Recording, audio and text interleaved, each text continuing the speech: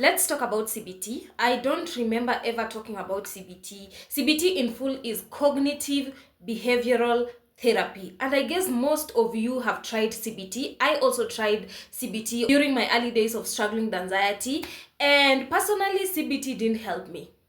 Cognitive behavioral therapy, personally, it didn't help because I find it focuses more on the thoughts. You need to change your thoughts. You need to change your thoughts from, like, you find yourself focusing so much on the thoughts because it's more of changing your negative thoughts to positive thoughts, identifying your feeling and naming that feeling. I remember, like, when there was a time, like my first time to visit a mental institution because I needed help. Then I remember passing in a certain, I think it was people who were struggling with schizophrenia were placed in one place. Then I was passing there and I freaked out. I panicked because I was like, so this is where I belong.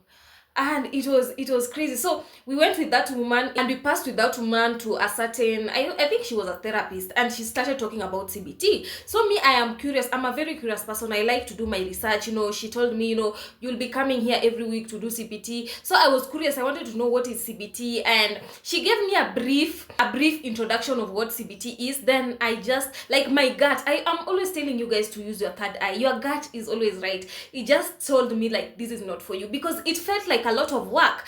At what time will I be living my life, and at what time will I be naming how I feel? At what time will I be trying to replace, the negative thoughts with the positive thoughts? So me, CBT personally didn't work for me. It just literally felt like a lot of work. I was just like, it makes you focus more on the thoughts, on the feelings, and acceptance is more about letting go and, like, literally just living your life. You don't have to name anything. You don't have to change, your thoughts into something else. No, acceptance, more of it is just like letting go. So I want you to comment down below. Have you tried CBT and has it helped? Because personally, it didn't help. And for you, has CBT worked for you?